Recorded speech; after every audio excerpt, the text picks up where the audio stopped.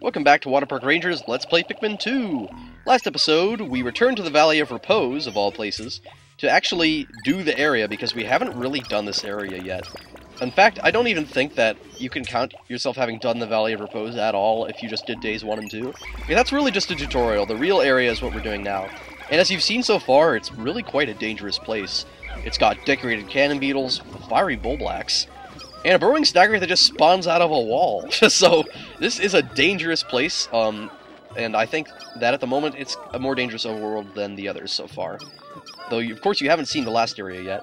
And Perplexing Pool does change a bit on day 30, which is something that I think I may show after the events of the game are complete. Now, I forgot to mention this last episode, but what you're doing on this run after you've cleared the debt is, number 1, you've got to save Louie, and number 2, to clear the game 100% means getting all 201 treasures. You can tell that there's 201 now, because after you clear the debt, the Piclopedia and Treasure Hoard show listings for how many enemies you have yet to find and how many treasures you have yet to obtain. So, really, it's helpful for clearing 100% once you clear the debt. And there are fiery blowhogs here, too. It kind of makes sense that they'd be found here besides the other places that they're found in the game, like above ground, because apparently with their high body temperatures, it makes them ideal candidates for surviving in cold environments. Same thing for decorated cannon beetles. Apparently that's why they're found in this area. So that's kind of cool, I guess. Decorated cannon beetles are more native to this area, and it's dungeon. It's dungeons. Oh wait, never mind, they just appear in one of the dungeons here. And a cloaking burrow-knit. I like cloaking burrow-knit, so I'm fine wherever they appear. And, normally I would recommend taking a single pilot and using a decorated cannon beetle to take out the other enemies in the vicinity with their rocks. But because I'd like to be a little bit less cheap this run, that's not what I'm going to do. And because decorated cannon beetles don't appear that often, that's not much of an issue. And we also have a watery blowhog, which I don't really think belongs as much. I don't know, they feel just more like solely underground enemies, or why couldn't watery blowhogs appear in the Perplexing Pool instead of fiery blowhogs? I mean, come on, watery enemies in a watery area, that actually makes sense, but no. They had to put fiery Bulborbs and fiery blowhogs there, which just pisses me off.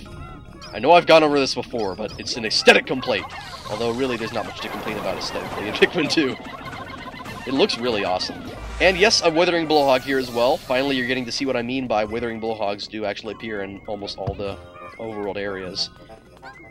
And not sure if they're going to be able to carry those pellets all the way back, because we are getting a little bit short for time. Interestingly enough, on the quickest run of this game that you can accomplish, of course, even with action replay, you're supposed to be able to do this area, and I mean like after the tutorial days, you're supposed to be able to complete this entire area and its 2 dungeons, like in a single day, which I think is pretty impressive.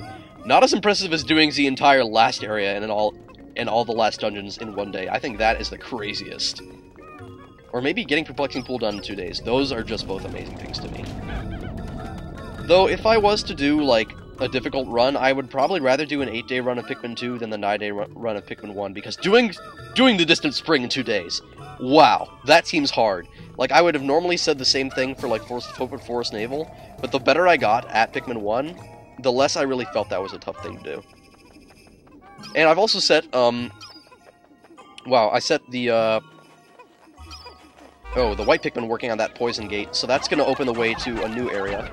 And we're actually going to finish off, we're going to start this, we're going to start a dungeon this episode. Believe it or not, unlike the other two areas we've been in so far, this area only has 3 dungeons, and because we already went in the Emergence Cave, which is really just a tutorial and hardly counts as a dungeon, there's only 2 more to go in.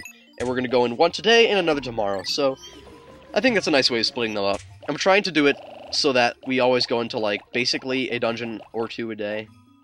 But I know I haven't been able to make that work as well as I would have liked, because there were some days when we just didn't go into dungeons, like when we got the yellow Pikmin, when we got the blues.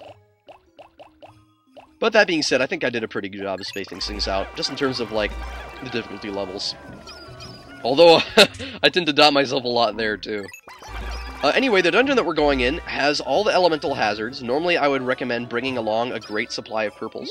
I'm not going to switch out the whites that are already in the field, so we're just going to bring along all the whites we have. I know it's a lot more than probably I'd even bring in normally, but because I just don't think there's enough time to, like, change them out, like, seriously, we're getting really close to sunset, I'm just going to run to the dungeon as it is, and we'll take it on with 18 whites and a little bit less yellows than I would have liked to bring along.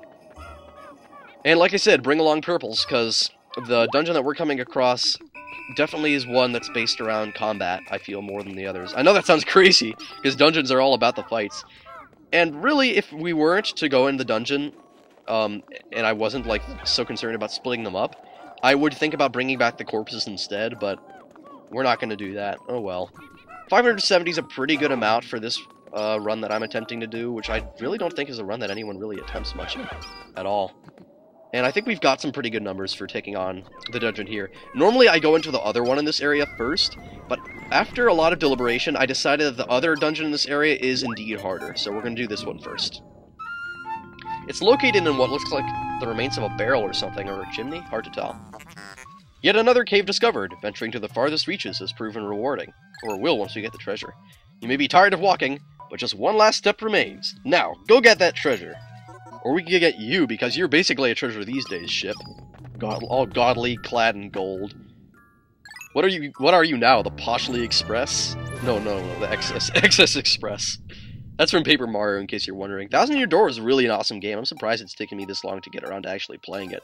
It's given me so many hours of gameplay, it's like not even funny at this point. Like, I'm serious. I think I've just gotten to Chapter 8, and I'm like 46 hours in. I'm very proud of myself for all the stuff I've done in that game, but nevertheless, I digress. Let us return to Pikmin 2. Stuff that actually matters at the moment. This dungeon, Frontiier Cavern. I think it's deserving of a 3.5 star rating. Possibly a 4 at its very most evil. Anyway, there are quite a few buried treasures in this dungeon, I believe. At least at the beginning. No, actually, just all throughout, I feel like there's a lot of parts you need ways to dig up treasure. I should also mention that this dungeon introduces a new enemy, the hairy Bulborb. There will be... I think there's also something else that it introduces, I'm not sure. But the hairy Bulborb's all new. It's found, really, only in the cold environments, though it can be found in other places in unusual circumstances. This is the first time we've actually encountered it, though I did mention it at one point, I remember, in one of the episodes in which we went to Perplexing Pool. If you can believe it, they actually have less HP, and they're much weaker than your standard red Bulborb. No, not much, just a little bit. They're actually a little bit weaker than it, just by a little bit. You'll see, look how quickly we're able to take this thing down. Pretty pathetic. So they're really not much of a challenge even without purples, and with purples, such a snap. Just make sure to attack them from behind and you'll do fine. Even with any Pikmin, really, I think any Pikmin. This sub-level also has doodlebugs. You saw one in the shower room, I'll explain a little bit more about them in an instant. I do have to mention, though, I believe that, yes, this sub-level actually has some falling bomb rocks that can sometimes appear. That's a very rare thing, so do be on the lookout for that. It can happen, very rare. And wow, both the treasures were right next to each other. I guess that leaves me a little bit more time to explain about the doodlebug. The doodlebug, we found one in the shower room when we went in there. It was on sub-level 6. Wait, no, we actually didn't run into one. I was thinking about, like, all my other runs of the game. We did not run into a doodlebug. That was the first one we found. It popped out of one of the tall plants. No, it just crawled out of the floor, and it was tough to see because it ran into the tall plants on that sub-level. They're like iridescent flint beetles and glint beetles, but they have a different color scheme, and they actually emit poison as they run. They leave behind little gas clouds that are toxic to your Pikmin, and obviously only whites can survive. If you flip them over, they give you quite a lot of good stuff. I don't believe they ever hold treasures. Let's just get behind this little alcove here so that we're protected by the rock. Decorated cannon beetles are also found in this dungeon, as you can see. I believe this is actually the place, this dungeon is the place where decorated cannon beetles are most commonly found, so be on your guard. Snow Bulborbs also make a return for the first time since Emergence Cave. Kinda bothered me that Snow Bulborbs and Hairy Bulborbs don't appear in the overworld of the Valley of Repose, because it seems like they'd fit in better there than the Red Bulborb and Dwarf Bulborb. And normally I would recommend using Decorated Cannon Beetle to be cheap and kill the other enemies, but because these enemies have very little in the way of defense or HP, it's really not too much of a concern even then. Just like that, another Hairy Bulborb defeated. I have a feeling I should be able to defeat those things without them shaking off Pikmin, because I think I have been able to do that before with some Bulborbs. And we're carrying back... Oh, that looks like a stocking. I guess the theme of this dungeon from the presents, like of the... I was about to say no treasures, but there is a present right there. The theme of the dungeon is like presents and treasures that are based off wintry things, so it's kind of like a Christmas holiday-themed dungeon. I wonder when this episode is going to be uploaded. Maybe by December, so that'd be interesting to see. That seems like it would be a bit long. And we'll continue with the Frontier Cavern next episode. See you then.